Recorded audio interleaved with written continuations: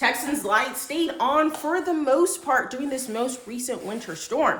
I'm Blessing Uchuku in 40, and I'll tell you what experts say may have played a part. At least 12 Texans died due to the winter storm last weekend. Of those, 8 were from North Texas. Those deaths range in age from just 6 years old to 78. Across the country, at least 80 people have died. Those 12 deaths are fewer than those seen in 2021, when a winter storm then killed nearly 250 people. That year, more than 1.5 million homes lost power in what federal regulators said was the largest controlled blackout in U.S. history. In the 5 years since, ERCOT, the state's power grid operator, has taken steps to weatherize power infrastructure. Those efforts were effective in 2025 as Texas only saw local power outages. However, experts say this year's storm was less severe than the one in 2021. One of the biggest changes from 2021 was increasing the state's battery storage capacity. Between 2021 and 2024, the grid added more than 7,700 megawatts of battery capacity. Our Blessing Iwichuku shows us how all of that added energy kept the grid stable through the winter storm. Two energy experts that I spoke to have their various opinions when it comes to battery energy. One expert says it was the biggest success story from this winter weekend. Another says it's just a band-aid to wind and solar power. But both do agree it did make a difference. And the battery is charged at 99%. From this little guy located in a Plano home just north of Dallas to these big guys in Roy City, northeast of Dallas.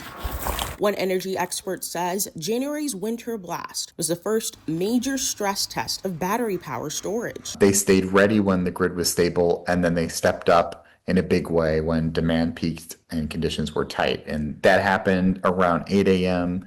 Monday morning. Matthew Bombs is the leader of the Texas Advanced Energy Business Alliance. The group represents advanced energy companies like solar, battery, electric vehicles, and more. A few years ago, Texas barely had any battery storage, right? And today it's one of the largest fleets in the country. We're leading the nation.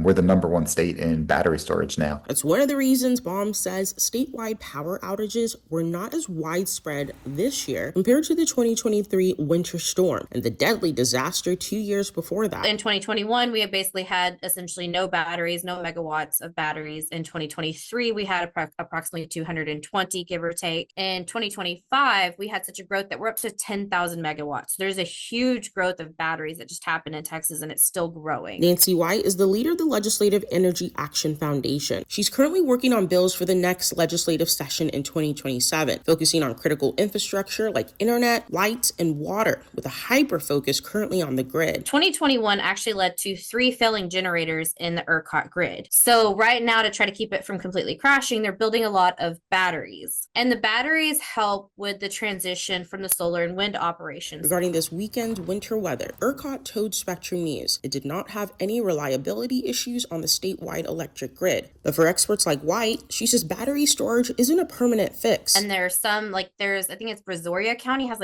51 planned for theirs. There's a lot of concerns with that moving forward when you look at the components and you look at the impact should it go into runaway and others. There's a lot of science behind that, but they essentially become these toxic bombs at that point. And there are 1,200 of these planned in Texas alone. According to CleanView, as of January 2026, there are 187 utility-scale battery storage projects in Texas. In 2025, 38 battery storage projects were built in Texas alone. Working out really well. In North Texas, Blessing Iwuchukwu, Spectrum News.